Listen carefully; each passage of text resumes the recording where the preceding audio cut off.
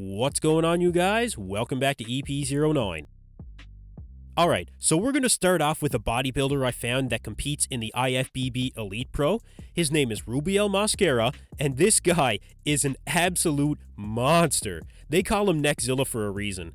Now, Rubiel currently resides in Colombia. He's 5'11", he's 29 years old, and he's actually sponsored by Yava Labs, the same company that sponsors both Breon Ansley and Chris Cormier. So Rubiel has been competing in the IFBB Elite Pro since 2019.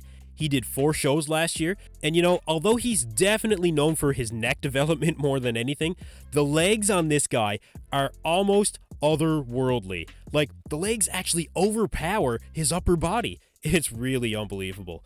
But, he's also got good shape, good arms. He's got an impressive side chest, I think. But, for Rubiel, a lot of it comes down to conditioning and keeping his waist in check. Now, if he was to nail those two things, how would Rubiel do in the IFBB Pro League? Could we see another successful crossover like we did with Michael Krizo? I do think Rubiel has potential, but like I said, I'd really like to see him nail his conditioning and, his posing too. Anyway, this is a very impressive Elite Pro bodybuilder. Let me know down in the comments below how you guys think Rubiel would do in the IFBB Pro League. Alright, so next up, we have an update here from Patrick Moore. Patrick is currently 4 weeks out from the Cali Pro, and this is actually one of the very few physique updates we've seen from Patrick this prep. In fact, there have been fewer updates from Patrick during this prep than we saw from him during the Arnold Classic prep only about 2 months ago. Patrick says here that he had some sort of a setback in his prep over the last week, and he doesn't say what that setback was exactly, but clearly it affected his prep. Patrick does look behind here. He looks closer to 8 weeks out than around 4 weeks out, honestly. Now, he's still got that signature waistline, and he does look very wide across the shoulders. The shoulders look huge, actually. The arms look big, but the conditioning, I think, is not where it needs to be at this point. And I was surprised when Patrick came out and said he was actually going to do the Cali Pro. He was one of the first to announce that he was doing the Cali Pro. I really don't think Patrick is taking the time he needs to both grow overall and take enough time to do a proper prep. He only had 7 weeks to prepare for the Arnold Classic, and now there's less than 12 weeks between the Arnold and the Cali Pro. So basically Patrick could not take advantage of a real rebound here, and his best chance to win in Cali would have been to shred down and nail his conditioning. But look, I gotta be honest here, it doesn't look like that's going to be likely to happen at this point. But you know what? There's 4 weeks to go, and since we haven't seen much of Patrick this prep, maybe he'll surprise us. Either way, we'll find out soon. Alright, so next up, we've got a physique update from Samson Dauda. Now, Samson is currently weighing around 313 or 315 pounds. He's halfway through his health phase, and the goal was to maintain the physique before really ramping up for the offseason. Judging from what we can see here, and according to Samson, it's all going to plan. I'm really happy at the point that we are right now. It's nice and easy to maintain this look and maintain this weight and maintain this mass right here. I'm really looking forward to the off-season. I'm really looking forward to starting to make things happen and starting to make the improve my physique and bring that a new look to the Olympia this year, which I can say right now, have no doubt about it, it will be a whole different look by the time we get to Olympia this year. So Samson does go on to mention here that he started at around 300 pounds when he began his off-season push last year, so he'll be up about 15 pounds at the start of this year's off-season push. And even at this point, when he's not pushing anything, Samson looks very impressive. He maintained a very polished physique. It's a great point to start at for the offseason.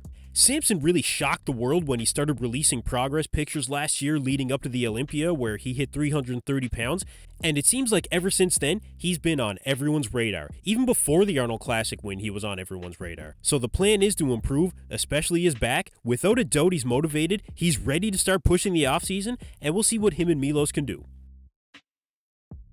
Alright, so we have another update here on the Bodybuilding and BS saga. It's been a week now since Nick Trigilli unexpectedly lost his channel with zero explanation from YouTube, as he claims. And at the start of this, Nick was very optimistic that he would get his channel back, but now Nick is calling on the fans to help him out. Alright, I need to round up the troops to help me out to get my YouTube back, so basically what I need you guys to do is go on Twitter and at Team YouTube, write to them that Bodybuilding and BS deserves his channel back. He's not getting any answers. They're not telling him why his channel was terminated. They're not helping him out. There's zero support. And we get enough attention to these tweets and cause enough ruckus, I think we're gonna be able to get the channel back. So I need you guys to round up everyone you know to start tweeting at Team YouTube immediately on Twitter as much as you guys possibly can. I mean, like, bombard them with tweets. I'm gonna put up my own tweet. You guys can answer that tweet on Team YouTube, or you can do your own. Write something about my channel, tell them that I need the channel back. You need to see it. Whatever you can think of, something nice. Don't attack them. Don't be mean. That's how we're gonna get the channel back. But raise hell, because we need to get this channel back. And the more we do it, the better off we're gonna be. So, after Nick's call to action here, he did make that tweet that he spoke about. So it says here, "Hey YouTube, I really need some answers. It's been 7 days tomorrow," actually today, "and I still haven't been told why my channel was terminated. I've never had a strike on this channel. I never break any rules. I don't even curse. How can you take away someone's livelihood without any warning? This channel is supported by Old School Labs and Alpha Elite sponsorships, two of the most respected companies in the industry. I'm a professional at what I do. There has to be something you can do. I promise you, I told everyone to tweet and give you hell over terminating my channel. It won't stop until I get my channel back. There are channels on your platform that post horrific content. Just leave me alone and let me get back to doing what I do best. Please help me." So yeah, Nick of course is never short on words. And look, I do want to see Nick get his channel back because I don't want to see Nick lose his livelihood like this. I actually messaged Nick when this happened and told him he should consider uploading to his Bodybuilding and BS Shorts channel, which I learned since then he really shouldn't be on YouTube at all right now. But with that being said, after I read this tweet, I really thought, does Nick really think this tactic is going to help his cause with YouTube? I mean, just in this tweet, Nick asks YouTube for help. He then threatens them with a bombardment of support from his fans if YouTube doesn't comply. And then he tells YouTube to leave him alone, but please help him? I mean, you guys, aside from the contradictions here, this is all around, I think, just not the right approach. There's definitely a better approach. And actually, as I was editing this video, Nick put out another Instagram post saying that in fact it was breaking community guidelines that got him banned from YouTube, apparently from something that happened in 2020. Take a look at my tweet, guys, I just put up on Twitter about the situation I'm in. So they're saying I broke community guideline. Fine. But you banned someone permanently who's been on your platform since 2006. So I can't ever, according to them, I can't ever be on YouTube ever again because I broke a community guideline one time.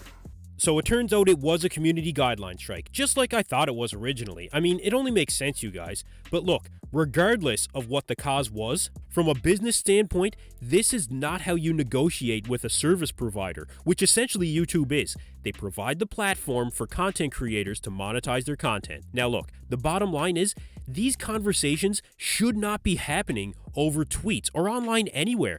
They should be happening confidentially.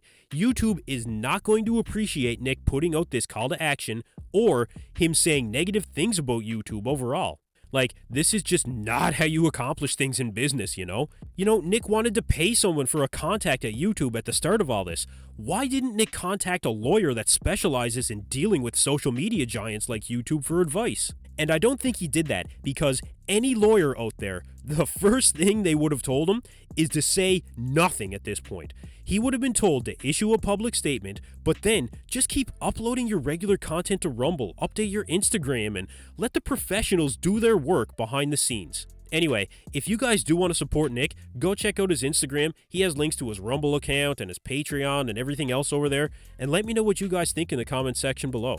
Do you think Nick Neckzilla is going to get his channel back on YouTube? Anyway, that's it for me in this video, you guys. Thank you for tuning in to EP09. Be sure to like and subscribe.